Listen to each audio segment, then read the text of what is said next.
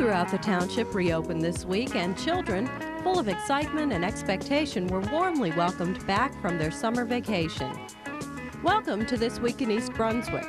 Tonight we'll hear about the opening day of school from Superintendent Dr. John Kopko. And Steve Schrager invites residents to a township auction to be held later this month. Jody Mitchell brings news of a festival sponsored by the Raritan River Friends of Clearwater and Students for Environmental Awareness. And Peggy Ballister-Howells gives some background on the pokeweed plant and some advice on how to get rid of it. This and more tonight, including a review of the Township Council meeting held Tuesday evening. But first, here's a look at programming on Channel 8 next week. Work on firming major muscle groups on Monday morning at 10 with Lenore Kulik. That's on Look Great, Feel Great. Stories about dinosaurs will be featured Monday morning at 10:30 on Stories from the Library. Tuesday night at 7 on In Print, history professor Martin Baumel-Duberman talks about his book, Paul Robeson, the first full-length biography of the black singer and political activist. At 7:30 Tuesday night, John Megliaro investigates sports chiropractic with Dr. Michael Spadafino and Dr. Blaise Toto on Sports Talk. The Quietude Garden Gallery in East Brunswick is profiled Wednesday night at 7:30 on For Art's Sake. Dolly Vasta interviews internationally renowned sculptors George Siegel and Isaac Whitkin, jurors for the special exhibition at the gallery. The Arts at 8 o'clock goes on location to Perth Amboy for a look at an innovative playwriting program for 4th and 5th graders from public housing developments. Thursday night at 7 and 8 o'clock, This Week in East Brunswick returns, and at 7:30 Patty Sullivan provides an in-depth and sensitive look at what it means to become a caregiver. Look for Aging Aspects Thursday night at 7:30. The week's shows will be recast Saturday. Check the community bulletin board for details and for upcoming local events. Wednesday was the first day back to school for all township children, and for many, it was a day eagerly anticipated.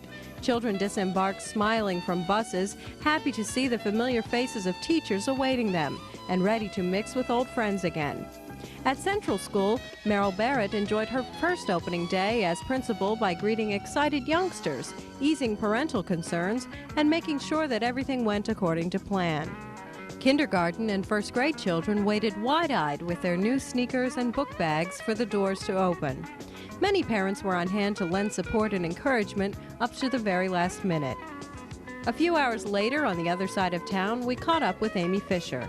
Hi, I'm Amy Fisher, the Director of Community Relations for the school system, and this is the start of a new school year, and I'm at Bam Monroe School, and first we're going to be talking to Dr. John Kopko, our Superintendent of Schools. Hi, Amy. How are you? Good. Today's the first day of school. Is everything ready to go? Everything absolutely is ready to go. We were here this morning welcoming approximately 6,800 students to our district. Our enrollment is up, from last year, and we're very excited about this new school year. The thing that impressed me very, very much this morning as these students were getting off the buses and entering the schools was really you could almost sense it, a spirit of pride and enthusiasm among the teaching staff and the administrators, our support staff, and the children as well. Well, we're going to be starting off the school year with another National School of Excellence flag. You want to tell us a little bit about that? Yeah, this is our second year in a row where we've been recognized by the United States Department of Education, which is a national award for excellence in education. And last year, as I'm sure many of our viewers know, and certainly anyone who is connected with East Brunswick knows, that the high school was cited as one of approximately 200 high schools across the nation for excellence. And we'll be traveling to Washington, D.C. September 24th and 25th to meet with the President of the United States and accept our award. That's really great. Back in East Brunswick now, we have some new facilities this year. Where are they?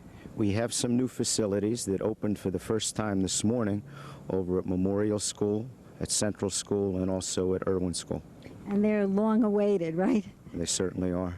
Okay, we also have a new member of the administrative staff. Would you like to introduce her to us? Certainly would. Our new member of the administrative staff, who is our principal at Bam Monroe School, succeeding Mr. Richard Gagner. And Rich, as many people know, served this school district with distinction for many, many years.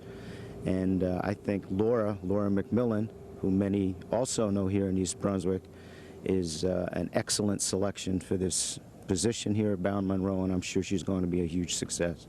Well, we think so too. Laura, you were formerly the English department chairperson. How long were you with the district? You really want to ask that question? All right. This fall I would be beginning my 20th year. Wow, that's great. So now you're in a brand new position. What are you looking forward to this year? Well, I'm looking forward to just getting to know all of my students and getting acquainted with the building, the staff. I'm very, very excited. This is probably the most exciting opening day for me, with the exception of my own entrance into kindergarten.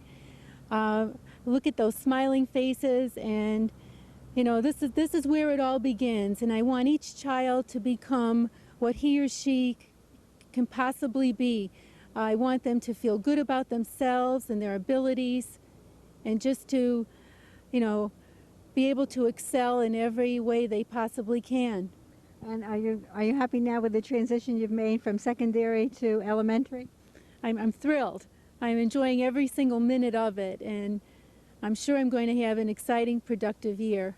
Oh, great. We wish you lots of luck, and we'll be back to talk to you many times. Thank you. Coming up in mid-September, the township will be holding a public auction. Auctioneer Steve Schrager told Channel 8 what the public can expect. Well, on Saturday, September 14th, the East Brunswick Township has hired my firm, S.R. Schrager Incorporated, auctioneers and appraisers, to do an auction of the various confiscations and surplus the township has come into ownership over the past year. Various confiscations are going to range anywhere from some new stereo equipment, like Kenwood's stereo system with a CD player in it, to new bicycles. There's also landscape equipment which the township has used but would be very good for the use of people in the landscape business. It's a public auction, and for those people who haven't come to a public auction, they don't have to worry about scratching their nose or nodding their head and wind up walking away with the farm. It doesn't happen, okay? Basically, people are going to have, everybody who comes in is going to be registered. And whoever is registered has to hold up a card, and they have to hold it high so the auctioneer can see the number and know that you're actually bidding, all right? If you wind up holding up your number, you are actually, in essence, creating a legal contract that you're willing to buy that item for that price. When you do hold up your card, the clerk will take down your number, and if you are the winning bidder, you will wind up owning that based on your number and your card, and it'll be recorded, and you'll get an invoice at the end of the day. What are some of the forms of payment that people can use? Is it cash only? Cash or certified check. Certified check. Yes. What kinds of bargains can people expect here? Are there some really good things that people can get? Well, there's some new bicycles. There's about 60 used bicycles, so there's a lot of things. The bicycle's great for kids to have.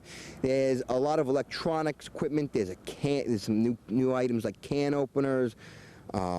The stereo system, it's brand new in the box. There's also some used items like a VCR, some typewriters, but people, when they do buy these things, they have to rely on their own inspections. Everything is as is. We've done everything we can to make an accurate description of what's working and what's not, but really it's impossible for us to go through everything and look at everything and see whether it's working or not. So what we do is we have from 8 to 9, we have our inspection hour. You come about 8 o'clock or anywhere between the 8 and 9, and you make an educated value guess on what you want to spend on the item, whether it be working or not, and you judge the condition of the equipment and judge whether it's going to be working or not, and what might be to repair it or whatever. Right? Some of the stuff is brand new in the box, and for obvious reasons you're going to want to make a higher value judgment for those items than you would for the items that look like they've been thrown across the floor a couple of times. But it's very important that during that inspection hour you take your item that you are interested in bidding on, or items, and say, this one is worth to me $10 as is, whether it's working or not. And I am only going to spend $10. I'm not going to spend more than $10, and stick with it during the auction. It's very important because some people get carried away when they're bidding and they wind up getting into auction fever, and they wind up going over really what it's worth in their mind. And then they say the auctioneer ripped them off, but no. We did our job in terms of getting the crowd excited and making sure that the sale went right for the township. The date is Saturday, September 14th, here at the Public Works Garage. And if you have any questions whatsoever regarding how to run the auction, how to work in the auction, how to buy things, or if you want a detailed list of the items, I'll be glad to mail something to you. Please call 908-613-1350, and we'll send you a little bit of brochure telling you what's up for sale.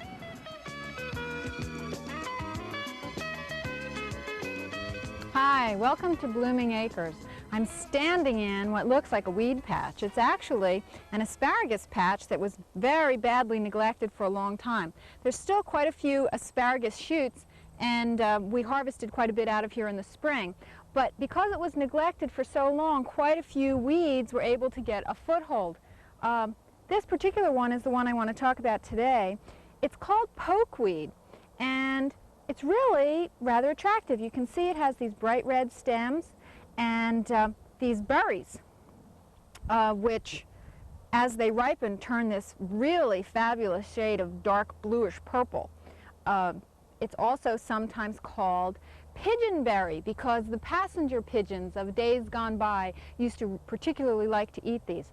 Now, they are considered poisonous, although at least one reference says that it's only the seed inside the berry that's poisonous, that the juice of the berry is not poisonous, although I certainly wouldn't recommend eating them. The leaves and the shoots are also poisonous in this stage, but are considered an excellent vegetable if harvested very early in the spring. You have to harvest them when they're only about this tall, when they first emerge from the perennial roots, and they can be quite tasty. I have eaten them, but you can't let them elongate or get very large because then they begin to get poisonous too. One of the problems if the birds eat too many of these is they leave purple stains on everything, which is not really very appealing. Now, one of the problems with these plants is they get enormous, and over by the barn over there, they were 8 feet tall, and I couldn't get my arms around the plants, and the root system has sort of a potato-like quality to it. It's that texture, and literally this big in diameter. So to try and dig them out is all but impossible. Now, one of the interesting things that you can do with them is dig them out and store them in a cool, dark place over the winter, and they will continue to send up these little shoots that you can harvest all winter long if you happen to be a pokeweed aficionado. Now, this is what they look like when they're dying. We have sprayed these with an herbicide called Roundup, and it's a very interesting herbicide in that it's only absorbed through the leaf tissue, and it will kill anything it gets on the leaves of, but if it gets on the ground or on the soil, it breaks down. So that's why we chose that particular pesticide. And you can see this one is dying, and when it's completely dead on top, the roots will be dead too, so then you can cut it down and get rid of it. But it's almost a shame because the plants are rather attractive, but it's very invasive. So it has an interesting history. Many Indians, including those up in the Connecticut area, used to use the dye, and they used to dye the baskets that they made. And in fact, early settlers used the juice from these berries as ink, and some very early American documents were signed in pokeberry juice. So it's an American plant with a history, and supposedly different parts of it are edible, and a use if you want to collect a whole bunch of these berries. But on the other hand, it's also a weed here at Blooming Acres. See you next time. Bye-bye. This is Paul Hansen from You and Your Money with this week's Money Tip. This week's financial buzzword is Stock Index Arbitrage. Stock Index Arbitrage is the program trading strategy in which professional traders look for temporary underpricing and overpricing of stock index financial future contracts as compared to the cash market prices of comparable stock, simultaneously buying or selling stocks and selling or buying future contracts to profit from any temporary relative mispricing of these two financial instruments. This is Paul Hansen with this week's Money Tip. In the tradition of Earth Day, but with a fall backdrop, Raritan River Friends of Clearwater and Students for Environmental Awareness are organizing the first annual Clearwater Sea Fall Earth Festival. The festival is being held Saturday, September 14th at Diner Park in New Brunswick. Sponsors for the festival include Palmolive Dishwashing Liquid, the Middlesex County Cultural and Heritage Commission, and the New Jersey State Council on the Arts. Festival promoters promise a day of environmental education for all ages. Treasurer for the Raritan River Friends of Clearwater, Jody Mitchell, stopped by at Volunteer Park earlier this week and told us about the organization and plans for the festival. Well, we're a grassroots environmental organization. We're based in the Middlesex County area, and we're trying to clean up the areas around East Brunswick and different areas in the communities. We're dealing with all kinds of environmental issues, from the incinerator to anything that deals with the environment. We have an environmental festival on September 14th at Diner Park. It's a Saturday. It'll start at 10:30 a.m. We'll have miscellaneous acts starting from folk music to jazz music to any kind of music you could possibly enjoy. We'll have a children's craft area, which will be free to the public, and so is the festival, by the way. We will have clowns there. We will have face painting there. We will have the children's craft area is all environmental products, and everything will be free to the children and the adults. What sort of exhibits will you have? We're going to have every kind of environmental exhibit you could possibly imagine, ranging from the New Jersey Animal Rights Alliance to the Sierra Club to just anyone you could possibly imagine will probably be there. Who's performing? We have a variety of performers. We have Bob Killian, who is a New Jersey folk artist, Elaine Silver, Top Priority, Voices of Folk. We have the Hudson River Sloop Singers, which is a Clearwater-based singing group. And that's basically it for and Solar Circus. Pete Seeger, Bob Killian, and Yvonne Kiersey, who is more or less a gospel singer who has sang in Ain't Misbehavin' on Broadway. She replaced Nell Carter. Will be singing that evening for a benefit concert for Raritan River Friends of Clearwater and Students for Environmental Awareness out of Rutgers. You can get more information about the festival by dialing 908-721-0755. That's the answering machine for Raritan River Friends of Clearwater. Bob Killian, scheduled to perform at the festival, founded the annual Clearwater Festival at Sandy Hook 16 years ago. He recently received the Garden State Music Award for Best Revival Folk Artist and is probably best known for this tune, I Like the Jersey Shore. I like seafood and peaches. I like the bikinis. Some like to go to the mountains, but to me what summer's for? Having some fun in the surf and the sun. I like the Jersey Shore.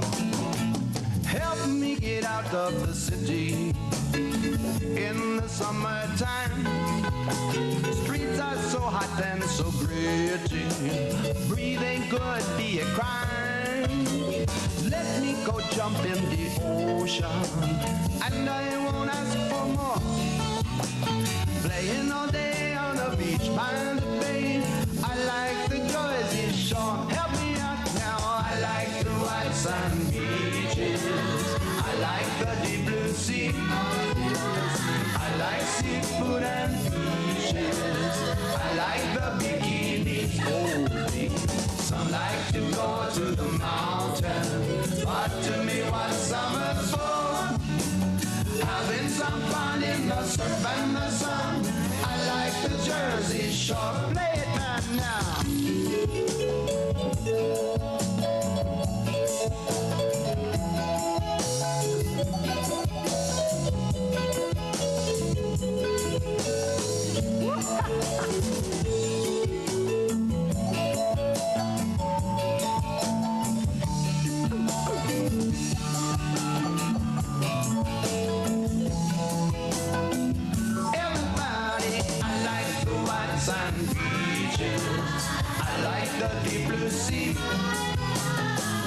Seafood and beaches. I like the bikinis. Oh, that French cut. Some like to go to the mountains, but to me what summer's for? Having some fun in the surf and the sun. I like the Jersey Shore. Take me to Atlantic City. Wildwood is wild to me. Cape May or Ocean City, Belmar or or Asbury. Seaside, Point Pleasant, or Long Branch. Seabright is fun for sure. Well, I'll take a book with me to Sandy Hook. I like the Jersey Shore. Help me out now. I like the white sand beaches. I like the deep blue sea, all that deep blue sea. I like seafood and beaches. I like the bikinis, oh mama. Some like to go to the mountains, but to me what's summer for? Having some fun in the surf and the sun. I like the Jersey Shore. One more time now. I like the white sand beaches. I like the deep blue sea, all the deep blue sea. I like seafood and beaches. I like the bikinis, oh baby. Some like to go to the mountains, but to me what's summer's for? Having some fun in the surf and the sun.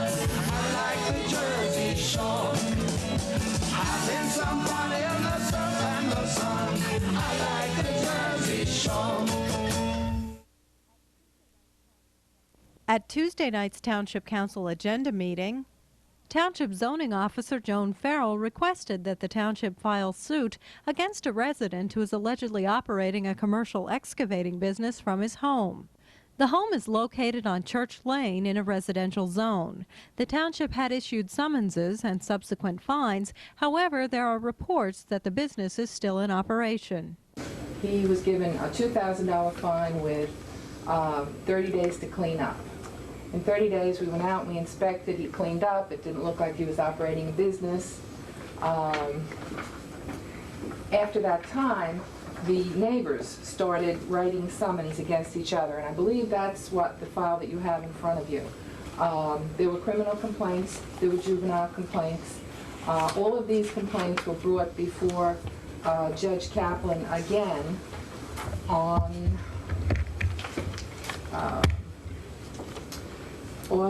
July 30th, 1991. Since that time, the business, which was told to cease and desist, is continuing to operate. The neighbors are continuing to fight. I talked with Mr. Bush regarding this, and I said, I just don't seem to have the clout to stop this business from operating. The council agreed that a resolution should be drawn up that would enable the township to file suit in Superior Court. The council will vote on the resolution at an upcoming action meeting. In other council news, Councilman Joe Hudak reported on the recent increase in truck traffic on Route 18 due to the expansion of Edgeboro landfill. There was quite a bit of traffic. A number of citizens have been complaining. Thank God our police department was checking the trucks. They gave out quite a few summonses. I think in August they gave out 900. Old Bridge gave out 400. It was quite a problem. Police Captain James York talked about the trucks from a safety standpoint. Trucking has decreased. The amount of sand coming in from 516 and also from the South River Cerebral area, they're bringing it in up Prospect Street now, has decreased, but continues to come. And I believe what the contractor is doing now is he's getting ready to switch gears, and he's going to start to bring in some different material, such as clay. And when he begins to bring that in, we'll probably be looking at maybe something not quite as messy, but is going to cause us additional traffic congestion, because most of it will probably be coming in via the New Jersey Turnpike to Route 18 South into an already congested jug handle.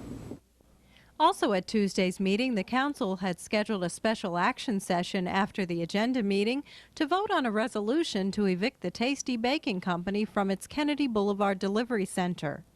Township Financial Director Lou Neely, however, informed the council that just before 6 o'clock that night, a representative from Tasty dropped off a check for $66,000 to avoid the eviction.